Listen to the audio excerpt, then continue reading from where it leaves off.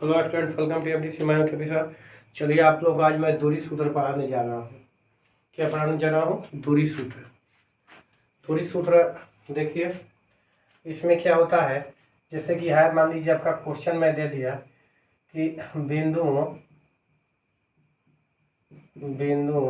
ए x1 y1 तथा B x2 y2 के बीच की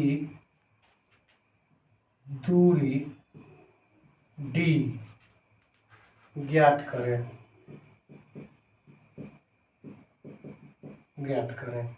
इसके बीच की दूरी आपको d ज्ञात करने के लिए पूछा गया। देख लेते हैं आपको क्लियर आ रहा है। ठीक। दो बिंदुओं ए x1 y1 तथा बी x2 y2 के बीच की दूरी ज्ञात करें। एक तरह से आपका क्वेश्चन हो गया कि इसके बीच की दूरी आपको ज्ञात करनी है। तो बीच की दूरी कैसे ज्ञात करेंगे, क्या करेंगे बीच की दूरी ज्ञात करने के लिए? तो चलिए ये चीज़ देखिए कि बीच की दूरी पहले कैसे ज्ञात करते हैं। ठीक है, दो बिंदु के बीच की दूरी कैसे ज्ञात की जाएगी, इसको आप देखिए। इसके लिए आपको क्या लेना है, दो बिंदु लेना है। मान लीजिए मैंने एक बिंदु ए लिया, ये ए है, और इसका निर्देशांक x1 y1 है, और एक बिंदु यहाँ बी लिया, इसका निर्देशांक x2 y2 है। इन दोनों के बीच की दूरी आप ज्ञात करना चाहते हैं। तो दोनों पहले ये बताइए कि समतल में है कहाँ। समतल में इसकी स्थिति को ज्ञात करने के लिए आपको क्या करना होगा कि एक इसका समकोणाक्ष निर्देशांक पद्धति खींचना बनाना होगा, यानी इसे चार भागों में समतल को आपको डिवाइड करना होगा, और तब बताना होगा कि ये कहाँ है। तो एक से अब यहाँ से क्या कीजिएगा कि परपेंडिकुलर कर दीजिएगा, और यहाँ से भी एक परपेंडिकुलर कर दीजिएगा, और यहाँ से भी एक परपेंडिकुलर खींच दीजिएगा। क्योंकि यहाँ पर क्या होगा, पाइथागोरस प्रमेय का यूज होगा। तो इसमें चलिए आपको क्या देखना है कि मान लीजिए इसका ए बी मानक है ना, तो ए बी मानक, तो इसको क्या करते हैं, ए एम बी एन तथा ए पी कर देते हैं इसको। मान लीजिए ए एन या एओ भी मान सकते हैं। एओ तो चूंकि वो माने हैं तो वो नहीं मान सकते हैं, जैसे लिख दीजिए, क्यों लिख दीजिए, कुछ भी लिख दीजिए। और ये भी परपेंडिकुलर है, ये भी परपेंडिकुलर है। तो इसमें आपको क्या करना होता है कि मान लिया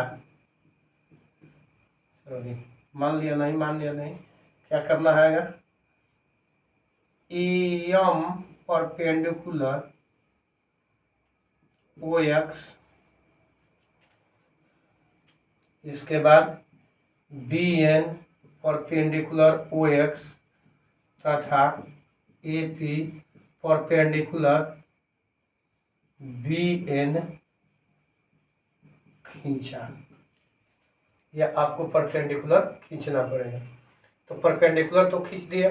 अब यदि परपेंडिकुलर हो गया, देखिए ये भी परपेंडिकुलर, ये भी परपेंडिकुलर, और ये भी परपेंडिकुलर। तो ध्यान दीजिएगा, ये आपका 90, ये 90, ये 90, तो ये तो अपने आप 90 हो जाएगा कि इस चतुर्भुज के चारों कोणों का जो कितना होता है 360 डिग्री। तो 9 9 18 9 3 27 9 36, ये अपने आप हो गया। तो इसका मतलब हुआ कि यह है तो वर्ग होगा, यह तो फिर आयत होगा। तो चूंकि ये साइड जो है एम एन और ए पी यदि इक्वल होगा वर्ग में भी और फिर आपका आयत में भी, तो क्या फर्क होगा कि वर्ग में एम जो है एम एन के इक्वल नहीं होगा। तो ध्यान दीजिएगा, यहाँ पर जो है ये नीचे वाला का आप क्या माने हैं x1 और इसको माने हैं x2, यानी दोनों अलग अलग चीज़ है। x1 x2 इसका डिफरेंस कीजिएगा तो x के टर्म में आएगा, और ये y का डिफरेंस कीजिएगा तो अलग आएगा y का डिफरेंस। इसका मतलब कि ये और ये अलग होगा, लगभग अलग होगा। तो चलिए, चूंकि आपको वर्ग होगा तो पर भी होगा, आयत होगा तो पर भी होगा। चूंकि आयत होगा तो ये और ये समान होगा, ये और ये समान होगा, वर्ग हो तो ये और ये समान होगा। इससे कोई आपको टेंशन नहीं है। चलिए आपको क्या करना है कि देखना है। अब देखिए x1 जो है कहाँ है, x1 अभी पिछले वीडियो मैंने बताया कि x1 क्या है आपका, x1 जो है U से M की दूरी है, यानी यही आपका x1 लिखा गया है, यही दूरी x1 है और ये जो दूरी है ये y1 है, यहाँ से यहाँ तक ये आपका y1 है। और देखिए यहाँ पर जो b है तो यहाँ से लेकर के यहाँ तक के जो है हमारा x2 हो जाएगा, और यहाँ से जहाँ से आपका b है यहाँ से यहाँ तक की दूरी है वो y2 हो जाएगी, तो y2 हो जाएगी। अब आपको क्या करना है कि चूंकि यहाँ पर y2 हो गया और यहाँ पर क्या है y1 है, तो यहाँ पर ही y1 नहीं है, ये आपका y1 यहाँ पर भी होगा, क्योंकि ये दोनों इक्वल होगा तो ये भी हो गया आपका y1, यानी Pn भी y1 हो गया।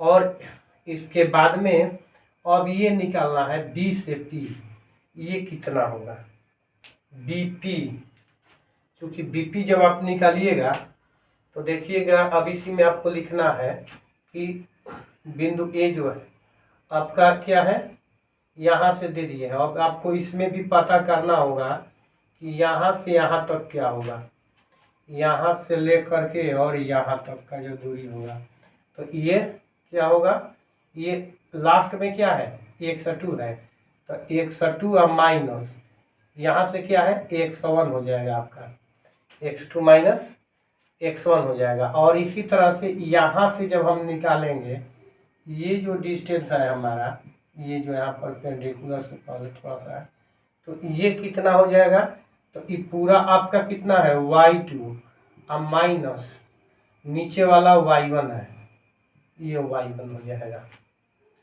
अब तो आप देख रहे हैं क्या होगा, समकोण त्रिभुज हो गया।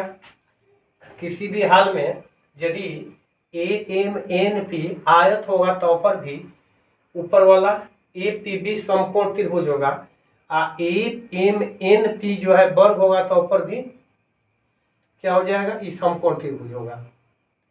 क्लियर है, तो समकोण त्रिभुज लिखिए, समकोण त्रिभुज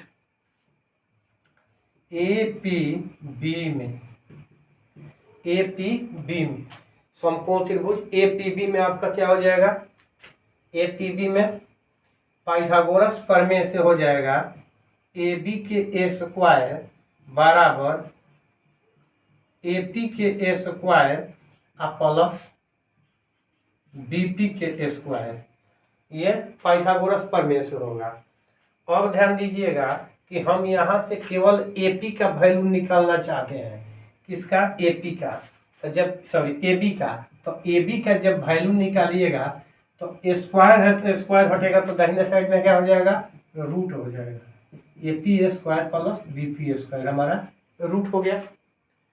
चलिए जब ये रूट हो गया तो अब हमारा AB का वैल्यू, AP देखिए AP कितना है, AP और MN दोनों इक्वल होगा, तो AP यहाँ से यहाँ तक हम कितना लिए हैं, x2 minus x2 minus x1 इसका स्क्वायर। अब BP कितना है, BP ये है, इसको कितना निकाले हैं, y2 माइनस y1 के स्क्वायर, ये हमारा क्या हो गया, निकल गया। अब जो है हमारा हो गया यही D बराबर क्या हो गया, अंडर रूट x निर्देशांक के अंतर का स्क्वायर, x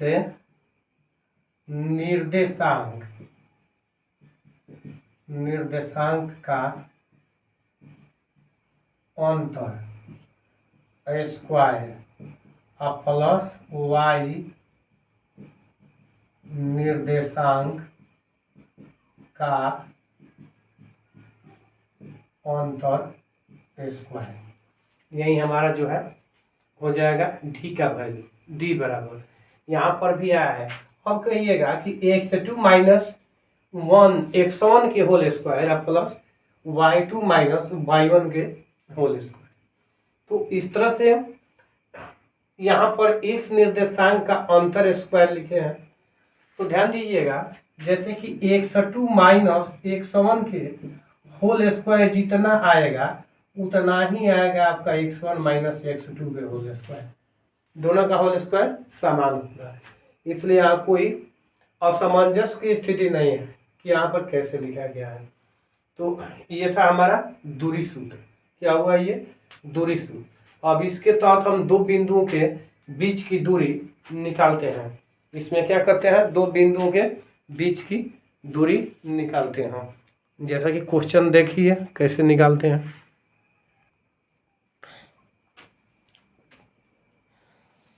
चलिए आप लोगों को मैं दो क्वेश्चन बताने जा रहा हूँ। इसमें क्वेश्चन नंबर जो है पहला आपका कह रहा है कि बिंदु 4, 6 और 6, 8 के बीच की दूरी ज्ञात करें। तो इसमें आपको क्या करना है कि कुछ नहीं करना है, सिर्फ दूरी ज्ञात करना है। तो 1 के लिए आपको लिखना होगा d बराबर, हम डायरेक्ट लिख सकते हैं x निर्देशांक के अंतर के स्क्वायर। तो x निर्देशांक इसका कितना है 4 और इसका कितना है 6।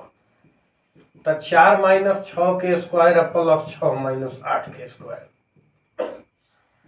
तो आपका हो जाएगा, इसमें से घटेगा तो कितना आएगा -2 के स्क्वायर और प्लस यहाँ पर भी -2 के स्क्वायर। तो 2 के माने ऋणात्मक संख्या का वर्ग सदैव धनात्मक होता है। तो ये भी 4 हो जाएगा, ये भी 4 हो जाएगा। √8 इक्वल टू 2√2 हो गया। तो इस तरह से ज्ञात कर सकते हैं। और क्वेश्चन नंबर 2 आपसे जो एक क्वेश्चन देख रहे हैं कि बिंदु 2, 3 एवं -2 और 3 के बीच की दूरी है। तो ये क्वेश्चन आपसे 2020 के सेट एफ में पूछा गया है। 2020 के एनुअल एग्जाम यानी बोर्ड एग्जाम के सेट एफ में आपसे एक क्वेश्चन पूछा गया था 1 नंबर का। तो क्या करना है, यदि चाहिएगा तो डायरेक्ट इसको हल कर सकते हैं।